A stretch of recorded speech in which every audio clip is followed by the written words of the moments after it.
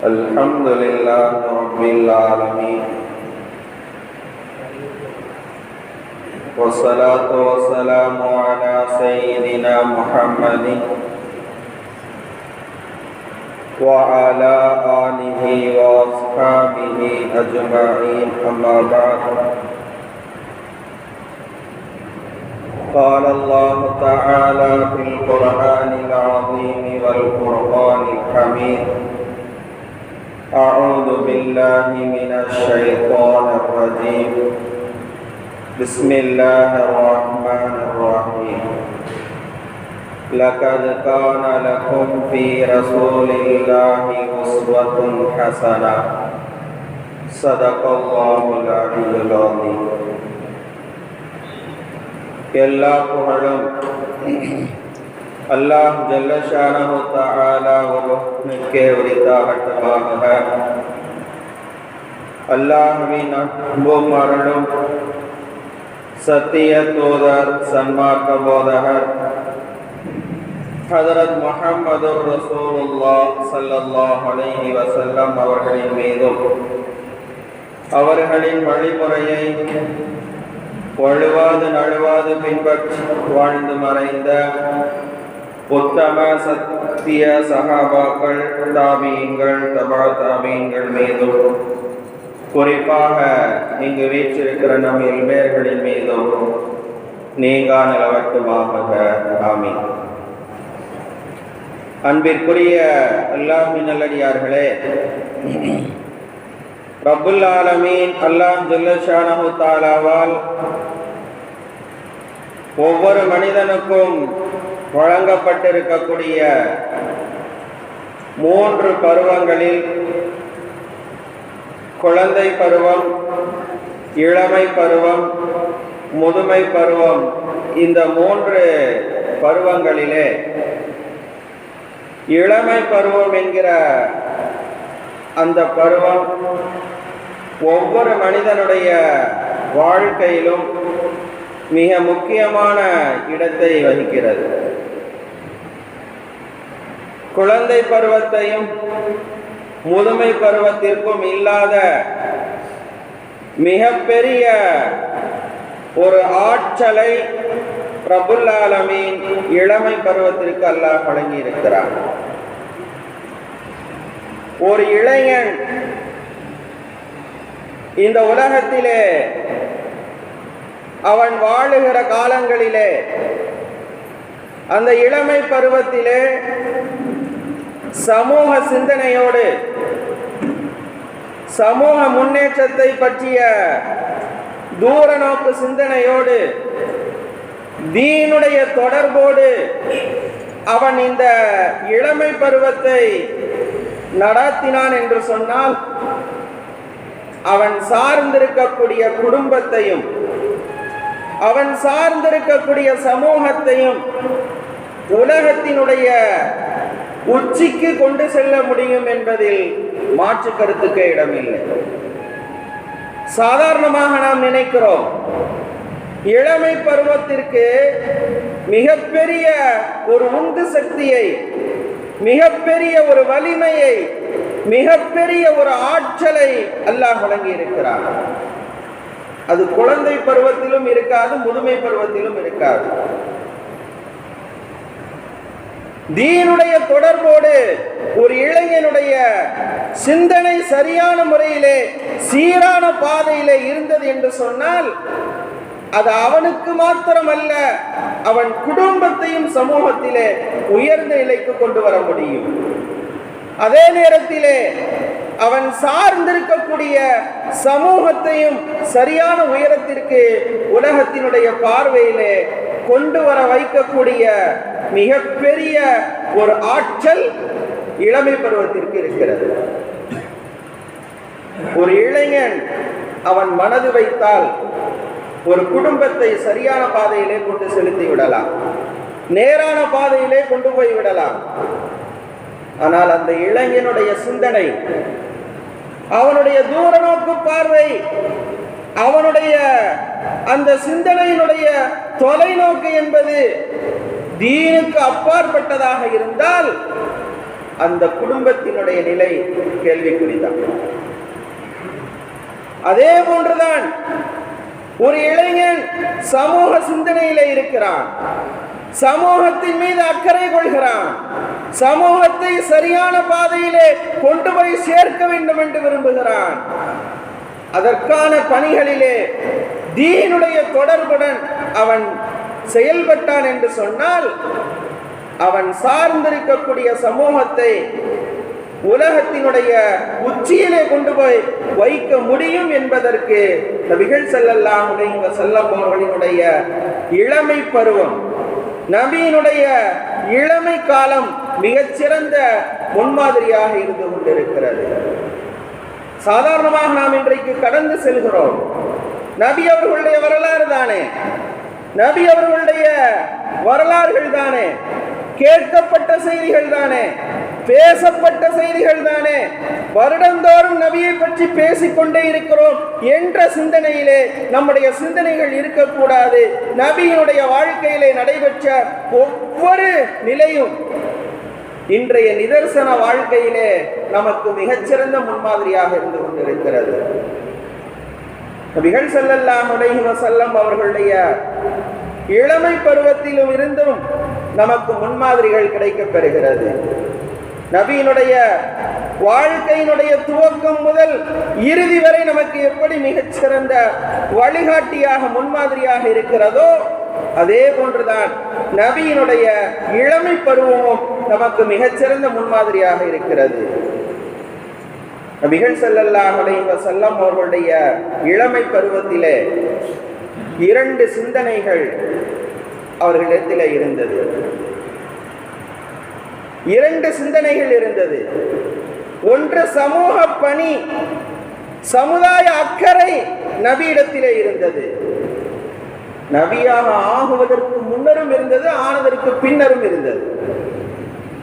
இரண்டாவது, உயர்ந்த லட்சியத்தை நோக்கி தன் பயணத்தை நோக்கி சென்று கொண்டிருந்தார்கள்.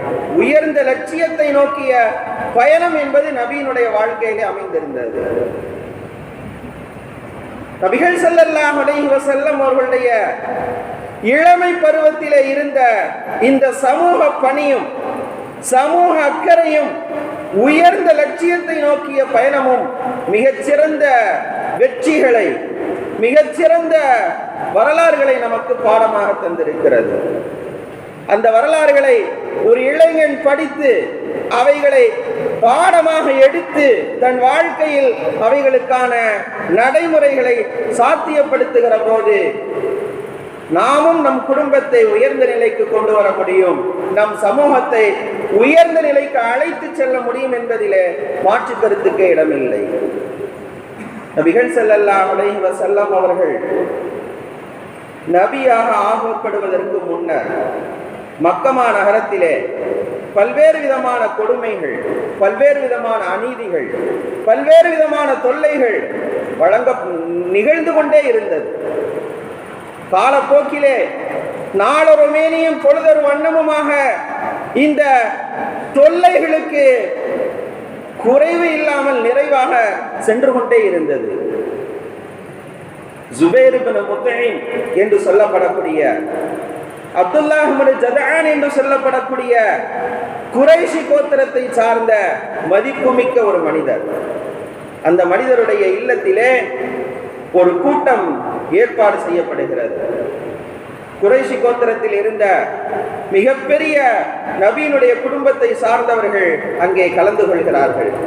நபிகள் ஸல்லல்லாஹு அலைஹி வஸல்லம் அவர்களும் அங்கே கலந்து கொள்கிறார்கள். அங்கே பேசப்பட்ட செய்தி என்ன தெரியுமா? இந்த மக்கமா நகரத்திலே மனிதர்கள் அநீதம் இழைக்கப்படுகிறார்கள், மனிதர்கள் சோதனைக்கு உள்ளாக்கப்படுகிறார்கள், பலம் உள்ளவர்கள் பலகீனமானவர்களை நசுக்குகிறார்கள், அவர்களுக்கு உரிய பாதுகாப்பை நாம் பெற்றுத்தர வேண்டும் என்கிற முதல் சிந்தனையை அங்கே மையப்புள்ளியாக வைத்து அங்கே அந்த பேச்சுவார்த்தை துவங்குகிறது. இதனுடைய பின்னணி என்னவென்று சொன்னால், வெளியூரிலே இருந்து மக்கமா நகருக்கு ஒரு மனிதர் வியாபார நிமித்தமாக வருகிறார். வியாபார பொருட்களை வியாபாரத்திற்காக கொண்டு வந்தார். மக்காவிலே இருந்த ஒரு மனிதர் அவரிடத்தில் பொருட்களை வாங்கி கொண்டு வாங்கிய பொருட்களுக்கு பணம் கொடுக்க மறுக்கிறார். வியாபாரம் என்றாலே அதுதானே.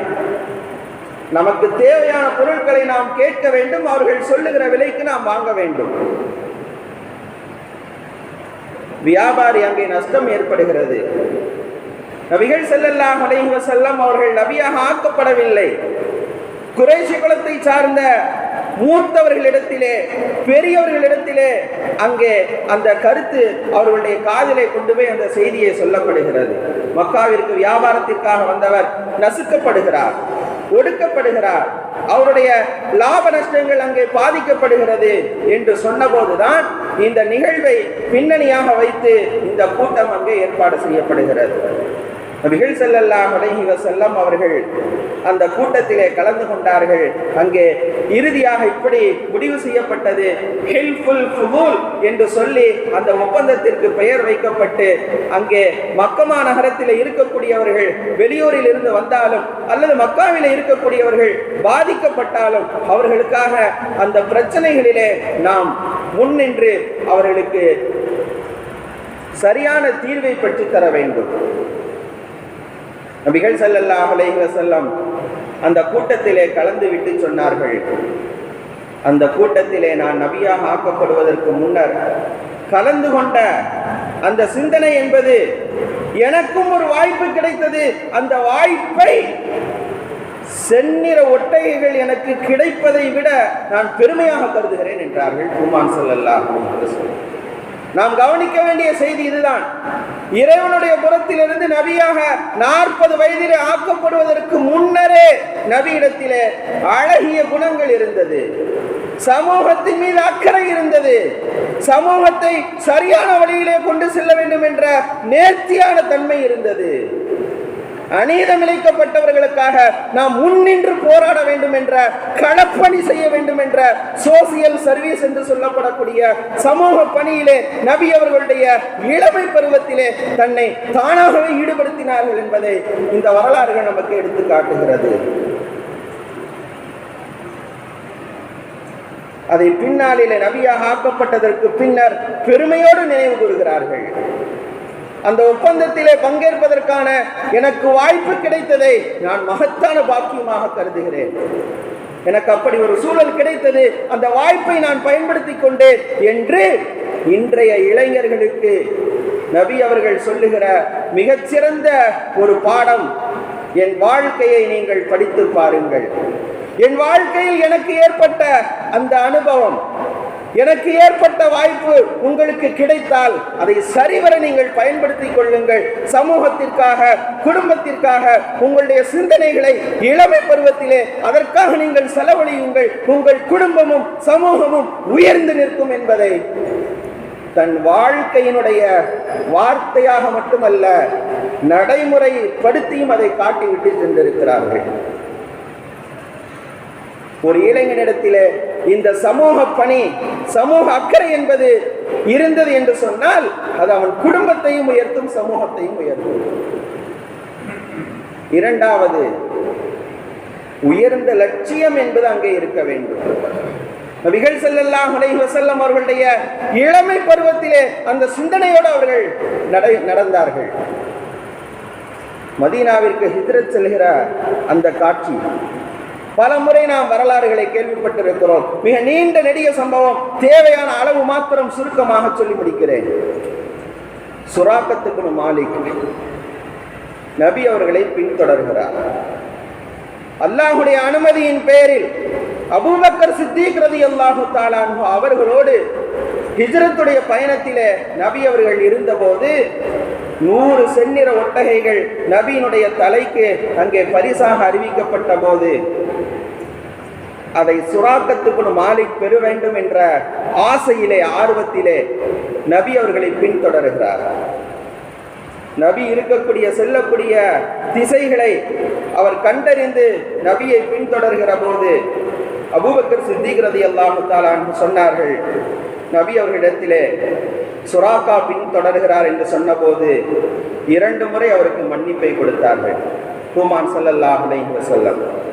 அதுவெல்லாம் மிகப்பெரிய ஒரு நிகழ்ச்சி. நாம் தலைப்பிலே கவனிக்க வேண்டிய செய்தியை மாத்திரம் சொல்லுகிறேன். அந்த இரண்டாவது முறை விட்டு மூன்றாவது முறை நபிக்கு அண்மையிலே வந்து விட்டார் சுராக்கா.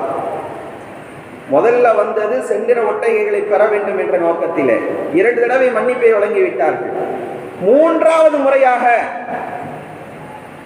நெருக்கமாக வந்த போது நபி அவர்கள் சொன்னார்கள், சுராக்காவே, கிஸ்ரா மன்னருடைய உயர்ந்த காலணிகள் உன் காலில் இருந்தால் எப்படி இருக்கும் என்று கேட்டார்கள். என்ன கேட்கிறாங்க? நபி ஸல்லல்லாஹு அலைஹி வஸல்லம் பாலை மனத்திலே சுடு மணலிலே கடுமையான தொல்லைகளை தாங்க முடியாமல் இறைவனின் அழைப்பை ஏற்று அங்கே மதீனாவிற்கு ஹிஜ்ரத் செய்து கொண்டிருந்த நேரத்திலே சுராக்காவிடத்திலே தன்னை பின்தொடர்ந்து வந்த அந்த மனிதரிடத்திலே சொல்கிறார்கள், கிஸ்ராவுடைய மன்னருடைய உயர்ந்த பாத அணிகளை நீங்கள் உங்கள் காலில் அணிய வேண்டும் என்று ஆசைப்படுகிறீர்களா என்று கேட்டார்கள். யாரை பார்த்து கேட்கிறாங்க? நபி அவர்களை பிடித்து அங்கே கொடுத்து 100 செந்நிற ஒட்டகைகளை பெற வேண்டும் என்ற வேட்கையுடன் வந்த மனிதரிடத்திலே கேட்டார்கள். யாராவது அப்படி கேட்டா அவங்களுக்கு எப்படி இருக்கும்? நம்ம அவர் உயிரை எடுத்துட்டு போனோம்னு வந்திருக்கிறோம், இவர் நமக்கு எங்கேயோ கொண்டு போய் உட்கார வைக்கிறதுக்கான வழி சொல்லிட்டு இருக்கிறாரா என்று நம்முடைய சிந்தனைகள் செல்லும். சுராக்காவிற்கு ஆச்சரியம் மேலிடுகிறது. நீங்க பாரசீக மன்னர் கிஸ்ராவுடைய காலனிய ஏன் காலில் போடுறத குறிச்சா கேட்குறீங்க? ஆமா, உங்கள் காலில் அணிய வேண்டும், சம்மதமா என்றார்கள் நபிகள் ஸல்லல்லாஹு அலைஹி வஸல்லம். ஆம் என்றார். உடனே நடந்துருமா? நாம் நினைப்பது அனைத்தும் உடனே நடக்காது. சற்றேறக்குறைய அன்று நபி அவர்கள் சொன்னதிலே இருந்து கியாமத்துடைய நெருக்கத்திற்குள் உங்கள் காலில் அணிவிக்கப்படும் என்று சொல்லிவிட்டு தன் பயணத்தை தொடர்ந்து விட்டார்கள். 20 ஆண்டுகள் கழிகிறது. சற்றேறக்குறைய உமர் ஃபாரூக் ரலியல்லாஹு தஆலா அன்ஹு அவர்களுடைய ஹிலாஃபத்துடைய காலத்திலே கிஸ்ரா வெற்றி கொள்ளப்படுகிறது.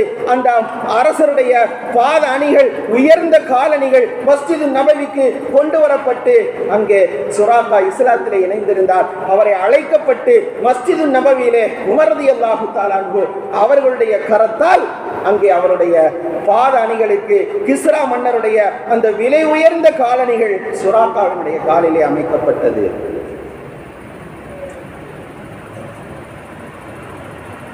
சொன்னது எப்ப சொன்னாங்க?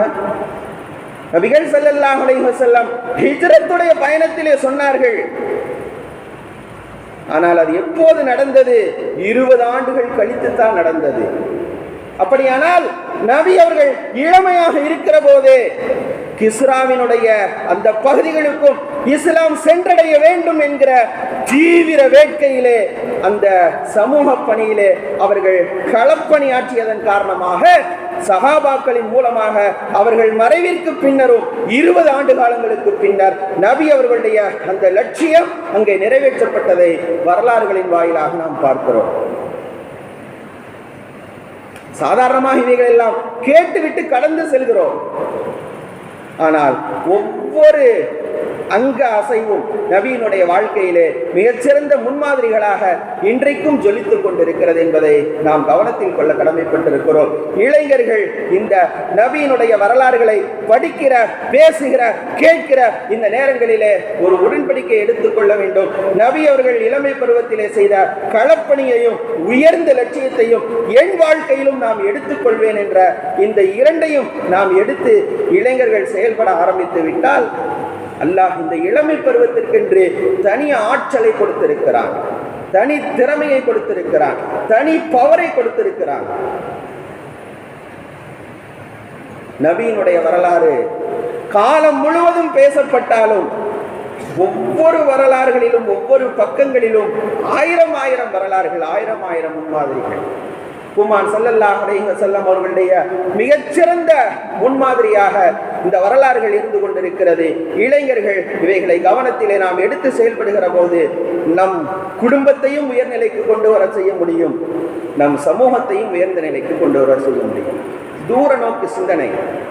சமூகத்தை அடுத்த கட்டத்திற்கு எங்கே கொண்டு போய் நாம் சேர்ப்பது, அந்த இலக்கை நாம் நிர்ணயித்தால் தான் நம்முடைய பயணங்கள் என்பது அடுத்த கட்டத்தை நோக்கி சிறப்பான திட்டங்களை நோக்கி நாம் செல்ல முடியும்.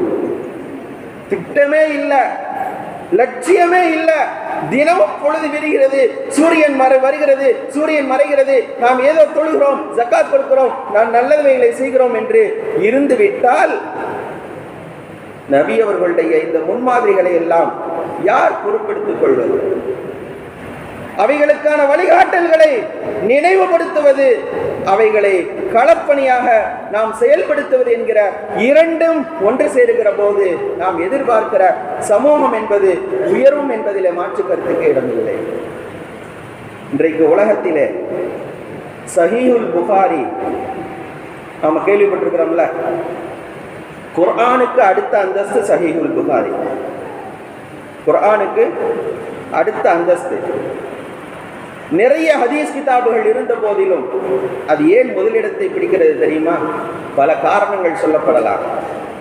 அந்த கிதாபை போர்வை செய்த இமாம் புகாரி அவர்கள் 14 வயது சிறுவராக இருந்த போது, இதுதான் நாம் கவனத்திலே கொள்ள வேண்டிய செய்தி, 14 வயது சிறுவராக இருந்த போது பள்ளிவாசலுக்கு தொழுகைக்கு செல்கிறார்கள். அங்கே 2 அறிஞர்கள் பேசிக் கொள்கிறார்கள். ஹதீஸ் நிறைய இருக்கு நம்மள்கிட்ட, எந்த ஹதீஸ் பலவீனமானது, எது பலமானது, எதை எடுத்து நம்ம அமல் செய்யறது, எதை நம்ம விட்டுறது, ஹதீஸ்களிலே தரங்கள் இருக்கிறது, அது தெரிஞ்சா நமக்கு நன்றாக இருக்குமே என்று 2 அறிஞர்களுடைய அந்த பேச்சு சிறுவர் அந்த புகாரியினுடைய காதிலே கேட்கிறது. அப்போதுதான் அங்கே லட்சியத்தை மையப்படுத்துகிறார்கள். சமூகத்திற்கு இது தேவை என்பதை அங்கே உணர்ந்து கொள்கிறார்கள். அதற்கு பின்னர் ஹதீஸ்களை கற்பது, கற்பிப்பது போன்ற எல்லா விதமான சூழ்நிலைகளிலும் சேர்த்து கடைசியாக சொல்லப்படுகிறது 10 லட்சம் ஹதீஸ்களை மனனம் செய்து 4500க்கும் மேற்பட்ட மார்க்க ரீதியான பெரியார்களை தொடர்பு கொண்டு அவர்களிடத்திலே ஹதீஸ்களுடைய ஞானங்களை குறித்து கற்றறிந்து கடைசியாக 7500 சஹீஹான ஹதீஸ்கள், நம்பத்தகுந்த ஹதீஸ்கள் என்று மிகப்பெரிய ஆராய்ச்சிக்கு பின்னர் ஒரு ஹதீஸ் கிதாபை தொகுத்து இன்றைக்கு நமக்கு கொடுத்திருக்கிறார்கள். நாம் எடுத்து அவைகளை பார்க்கிறோம், படிக்கிறோம், பயன்பெறுகிறோம்.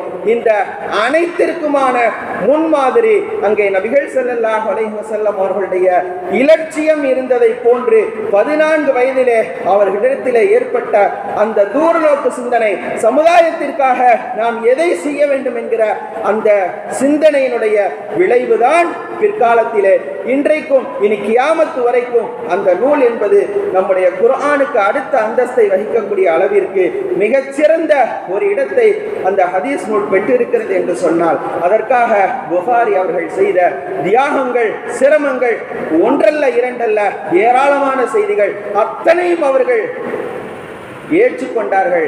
அதனுடைய பின்னணி என்ன? 14 வயதிலே இளமை பருவமாக அவர்கள் இருக்கிற போது எடுத்துக்கொண்ட அந்த சபதம், சமூகத்திற்கு நாம் இது சம்பந்தமாக ஒரு செய்தியை கொண்டு போய் சேர்க்க வேண்டும், அறிஞர்களுக்கு மத்தியிலே இப்படி ஒரு சூழல் நிலவுகிறது, இந்த சிக்கலுக்கு நாம் தீர்வு காண வேண்டும், தெளிவான வழிகாட்டுதலை வழங்க வேண்டும் என்று அவர்களுடைய அந்த தூரநோக்கு சிந்தனை, லட்சியத்தை குறித்த அந்த லட்சியம்தான் அவர்களை மிகப்பெரிய பயணங்களின் வழியாக பல அறிஞர்களை சந்தித்து ஹதீஸ் கிதாபுகளை, பல்வேறு ஹதீஸ்களை மனனம் செய்து 10 லட்சம் ஹதீஸ்னா சும்மாவா? ஒரு 40 ஹதீஸ் நம்மளால மனனம் செய்ய முடியவில்லை. ஹதீஸ்னா வெறும் ஹதீஸ் மட்டுமல்ல, யார்கிட்ட இருந்து யார் கேட்டா, அவங்கள்ட்ட இருந்து யார் கேட்டா, ராவிகளுடைய அறிவிப்பாளர்களுடைய தொடர் வரை நபிகள் ஸல்லல்லாஹு அலைஹி வஸல்லம் அவர்களிடத்திலே கொண்டு போய் சேருகிற வரைக்கும் அத்தனை பேருக்கும் அவர் இடத்திலே தலீல் என்பது, ஆதாரம் என்பது, யாரிடத்தில் இருந்து யார் அறிவித்தார்கள் என்ற அறிவிப்பாளர்களுடைய தொடரையும் சேர்த்து 10 லட்சம் ஹதீஸ்களை ஒரு சாமானிய மனிதனால் மனனம் செய்ய முடிந்தது என்றால் அவர்கள் 14 வயதிலே வைத்த அந்த இலட்சியம்தான் அவர்களை அந்த நோக்கத்திலே கொண்டு போய் சேர்த்திருக்கிறது என்பதை நாம் புரிய வேண்டும். ரப்புல் ஆலமீன் அல்லாஹ் ஜல்ல ஷானஹு தஆலா இளைஞர்களாக இருக்கக்கூடிய நம்முடைய குழந்தைகளுக்கு சமூக பணி, நபி அவர்கள் செய்த அந்த களப்பணியையும் சோசியல் ஒர்க் என்று சொல்லப்படக்கூடிய சமூக சேவையையும் உயர்ந்த லட்சியங்களையும் இப்போதிருந்தே நம்முடைய குழந்தைகளுக்கு இந்த இரண்டையும் நினைவுபடுத்தி நம் குழந்தைகளை நாம் வளர்ப்பதற்கு தயாராக வேண்டும். ரப்புல் ஆலமீன் அல்லாஹ் ஜல்ல ஷானஹு தஆலா இந்த இரண்டிற்கும் நாம் தயாராகிவிட்டால் நம் குடும்பத்தையும் நம் சமூகத்தையும் உயர்நிலைக்கு கொண்டு போய் சேர்த்து விடுவான் என்பதிலே மாற்று கருத்துக்கு இடமில்லை. ரப்புல் ஆலமீன் அல்லாஹ் ஜல்ல ஷானஹு தஆலா நபியினுடைய வாழ்க்கையிலிருந்து பெறப்படக்கூடிய எல்லா படிப்பினைகளையும் எடுத்து நடப்பதற்குண்டான நல்ல சூழ்நிலைகளை நமக்கும் நம்முடைய சந்ததிகளுக்கும் ஏற்படுத்தி தருவானாக. ஆமீன். வா ஆகிர் தஅவானா அனில் ஹம்துலில்லாஹி ரப்பில் ஆலமீன். சுன்னத்துல் வல்